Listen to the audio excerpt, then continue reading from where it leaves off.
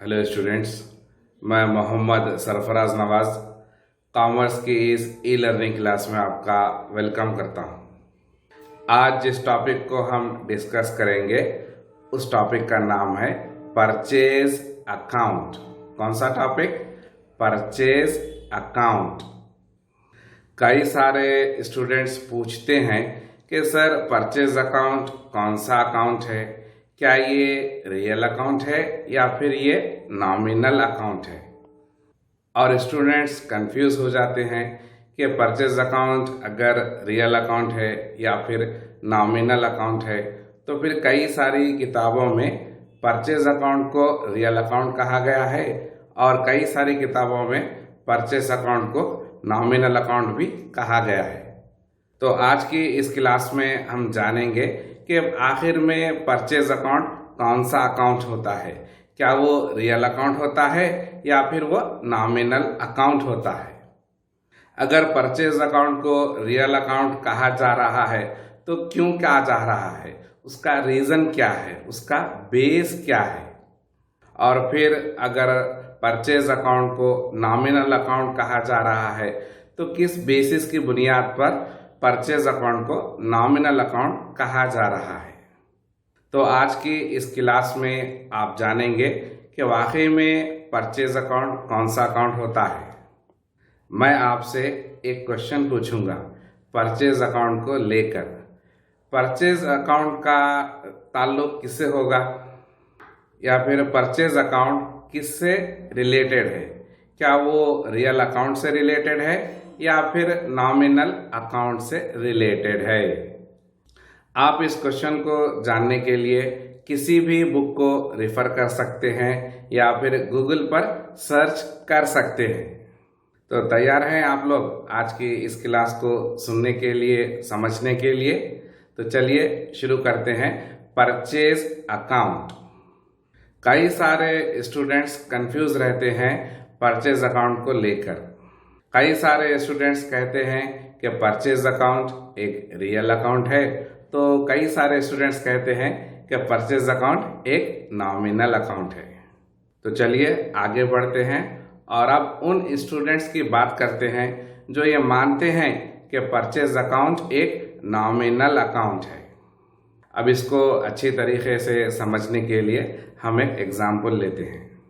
फर्ज कीजिए कि मैंने अपने बिजनेस के लिए कुछ फर्नीचर खरीदा है। फर्नीचर में टेबल्स खरीदे हैं और कुछ चेयर्स परचेज किए हैं। और फर्ज कीजिए कि मैंने एक 20 टेबल चेयर्स को परचेज किया है। अब बताइए, क्या ये रियल अकाउंट है या फिर नॉमिनल अकाउंट है? मैंने क्या किया? मैंने 20 टेबल्स एंड चेयर्स को परचेज किया है।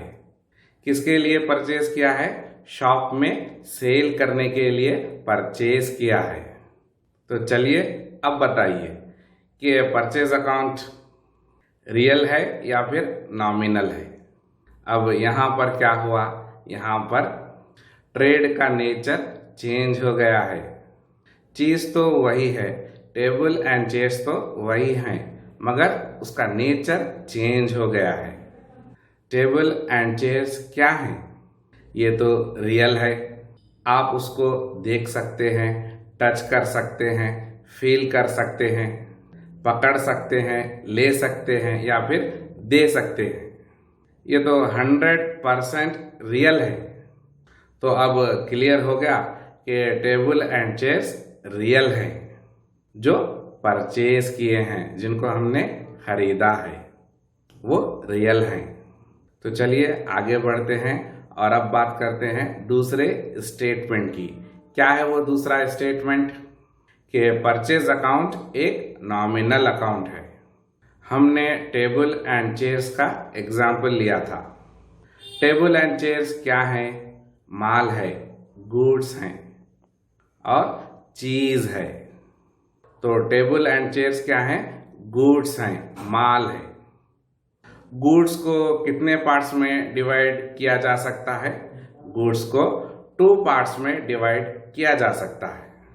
गुड्स को जब खरीदा जाएगा तो वो परचेज अकाउंट बन जाएगा। और फिर वही गुड्स को जब बेचा जाएगा तो सेल्स अकाउंट बन जाएगा। तो इससे क्या क्लियर हुआ? इससे ये क्लियर हुआ कि गुड्स को खरीदा भी जा सकता है और उसी गुड्स को बेचा भी जा सकता है, परचेज भी किया जा सकता है और सेल्स भी किया जा सकता है। टेबल एंड चेयर्स क्या है? गुड्स हैं। तो क्या हम गुड्स का अकाउंट ओपन कर सकते हैं?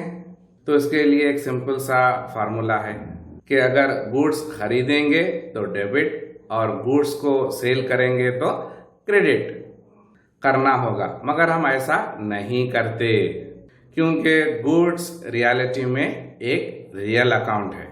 चूंकि गुड्स रियल अकाउंट है तो इसलिए हम सेल्स अकाउंट और परचेज अकाउंट प्रिपेयर करते हैं। क्या प्रिपेयर करते हैं? सेल्स अकाउंट प्रिपेयर करते हैं और परचेज अकाउंट प्रिपेयर करते हैं। और अगर table and chairs nominal account होते तो सेल्स अकाउंट और परचेज अकाउंट प्रिपेयर करने की ज़रूरत नहीं पड़ती। समझे? समझ में आ रहा है? टेबल एंड चेयर्स क्या है? टेबल एंड चेयर्स रियल हैं और रियल अकाउंट की एक ख़ास बात होती है कि रियल अकाउंट में हमेशा कभी भी डेबिट बैलेंस ज़्यादा होगा। कौन सा बैलेंस ज़्यादा होगा? हमेशा डेबिट बैलेंस ज़्यादा होगा। कौन से अकाउंट में ज़्यादा होगा? रियल अकाउंट में हमेशा डेबिट बैलेंस ज़्यादा होता है। और आप कितना भी क्रेडिट करें, हमेशा रियल अकाउंट में डेबिट बैलेंस ही ज़्यादा रहेगा। हमने एग्जाम्पल्स में क्या लिया था? हमने एग्जाम्पल में 20 टेबल एंड चेयर्स को लिया था। तो टोटल टेबल एंड चेयर्स कितने हैं? 20 हैं। 20 टेबल एंड चेयर्स डेबिट हैं। तो क्या हम 20 से ज़्यादा टेबल एंड चेयर्स को क्रेडिट कर सकते हैं? नहीं, हम ऐसा नहीं कर सकते। हम 20 से ज़्यादा टेबल एंड चेयर्स को क्रेडिट नहीं कर सकते। डेबिट का मतलब क्या है? डेबिट का मतलब लेना है और क्रेडिट का मतलब क्या है? क्रेडिट का मतलब देना है। और अगर मैंने 20 टेबल एंड चेयर्स लिए हैं तो क्या मैं किसी को 21 टेबल एंड चेयर्स दे सकता हूँ? नहीं, मैं 21 चेयर्स एंड टेबल्स नहीं दे सकता। और जब मेरे पास 20 टेबल एंड चेयर्स हैं तो मैं 20 टेबल एंड चेयर्स से ज़्यादा क्रेडिट कर ही नहीं सकता। तो इसलिए कभी भी याद रख लीजिएगा, तो इसलिए कभी भी रियल अकाउंट में क्रेडिट बैलेंस ज़्यादा नहीं होगा। समझ में आई बात? रियल अकाउंट में हमेशा डेबिट बैलेंस ज़्यादा होता है।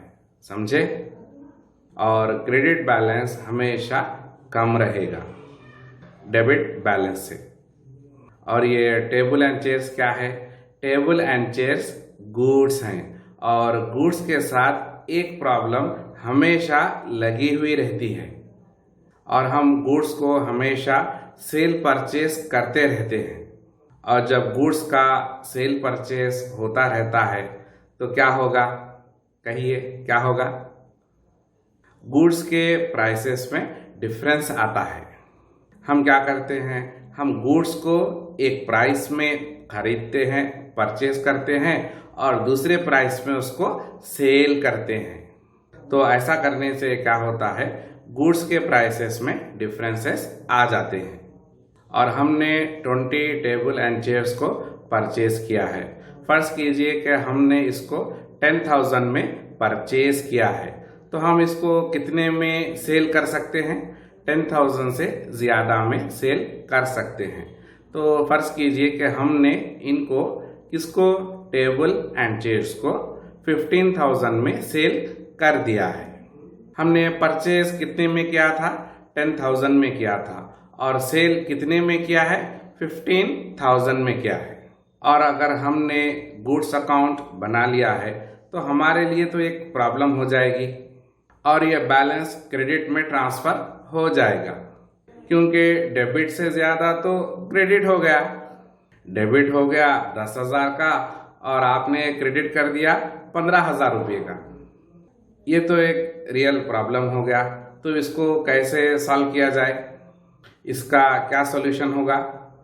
इसका सॉल्यूशन बहुत ही सिंपल है। जब हम गुड्स परचेज करते हैं तो कौन सा अकाउंट बनाते हैं? परचेज अकाउंट बनाते हैं। और जब गुड्स सेल करते हैं तो सेल्स अकाउंट बनाते हैं। तो ऐसा करने से जो रियल अकाउंट का प्रॉब्लम होता है वो सॉल्व हो जाएगा। तो अब बताइए, परचेज अकाउंट कौन सा अकाउंट है? तो अब परचेज अकाउंट एक रियल अकाउंट है। कौन सा अकाउंट है? रियल अकाउंट है। और अगर गुड्स का परचेज अकाउंट अगर नॉमिनल होता तो हम उसमें गुड्स को डेबिट भी कर देते और गुड्स को क्रेडिट भी कर ही देते, क्योंकि नॉमिनल अकाउंट का डेबिट बैलेंस भी हो सकता है और क्रेडिट बैलेंस भी हो सकता है। गुड्स क्या है? गुड्स एक रियल अकाउंट है, तो इसमें कभी भी क्रेडिट बैलेंस नहीं होगा, समझे? हमेशा डेबिट बैलेंस ही होगा। तो अब क्लियर हुआ कि परचेज अकाउंट कौन सा अकाउंट है? परचेज अकाउंट एक रियल अकाउंट है। यहाँ पर आपको एक लॉजिक समझना पड़ेगा।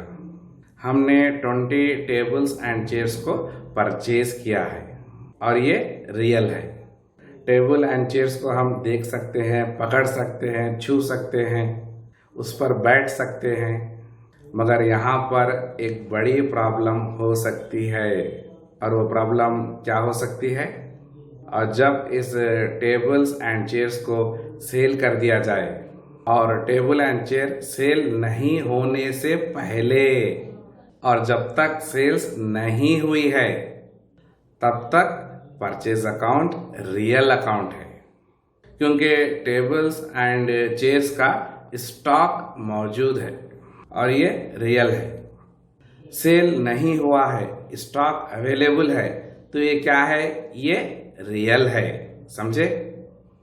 और अगर हम इसके दूसरे सिनेरियो में बात करते हैं, इसको दूसरे एंगल से अगर हम देखते हैं, तो अगर टेबल्स एंड चेयर्स को सेल कर दिया जाए, बेच दिया जाए, तो ये सवाल पैदा होता है कि अगर परचेज अकाउंट रियल अकाउंट है, अगर परचेज अकाउंट रियल अकाउंट है, तो बताओ, दिखाओ कि टेबल एंड चेयर्स कहाँ हैं? वो तो अब है ही नहीं, उनको सेल कर दिया गया है। टेबल एंड चेयर्स नहीं है, उनका तो सेल हो गया है। टेबल एंड चेयर्स का स्टॉक सेल हो चुका है। तो अब बताओ, परचेज अकाउंट क्या रियल अकाउंट है? और अगर रियल अकाउंट है तो बताओ स्टॉक कहाँ है? क्योंकि जो रियल अकाउंट है उसको दिखना चाहिए, मगर यहाँ पर नहीं है स्टॉक, वो तो सेल हो चुका। सेल होने से पहले थोड़ी देर पहले स्टॉक अवेलेबल था, सेल हो गया स्टॉक, अब स्टॉक अवेलेबल नहीं है। तो अब हम क्या करेंगे? परचेज अगर रियल है तो वो हमको दिखना चाहिए, मगर यहाँ पर दिख नहीं रहा है। अब ये सवाल पैदा होता है कि गुड्स अवेलेबल है ही नहीं, तो ये रियल कैसे हुआ? यहाँ पर कई सारे स्टूडेंट्स कंफ्यूज हो जाते हैं। पहले हमने कहा था कि गुड्स जो परचेज किए हैं वो रियल अकाउंट है, और अब हम यही कह रहे हैं कि गुड्स परचेज जो हमने किया है अब वो रियल अकाउंट नहीं है। क्यों नहीं है?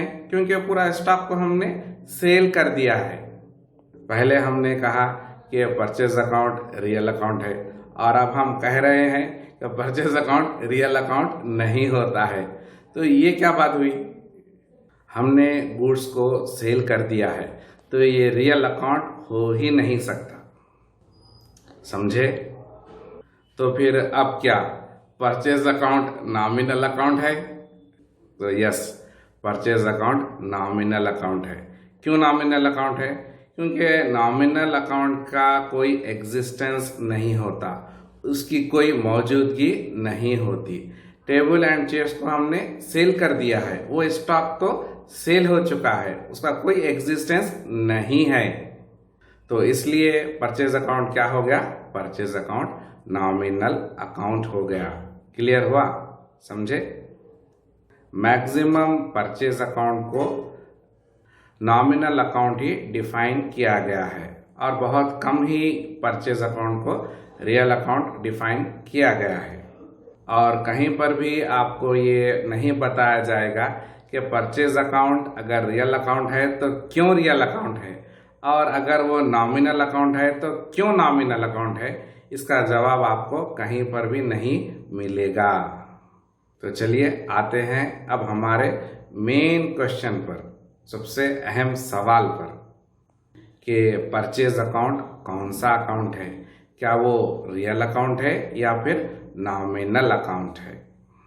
गुड्स को जब परचेज किया जाता है उस वक्त वो रियल होता है। समझिए, गौर से सुनिए। गुड्स को जब परचेज किया जाता है उस वक्त वो रियल होता है, लेकिन साल के ख़त्म होने पर, ईयर के एंड होने पर हम उसको रियल नहीं मानते। क्यों नहीं मानते? क्योंकि साल के ख़त्म होने तक उसकी फिजिकल एग्जिस्टेंस ख़त्म हो चुकी होती है, वो सेल हो चुका होता है, और जो भी स्टॉक बच गया है सिर्फ उसी को हम रियल मानेंगे। जो स्टॉक सेल नहीं हुआ है, जो स्टॉक बच गया है, उसी को हम क्या कहेंगे? उसी को हम रियल मानेंगे। समझे? मगर परचेज अकाउंट को नॉमिनल अकाउंट माना जाता है। कौन सा अकाउंट माना जाता है? नॉमिनल अकाउंट माना जाता है।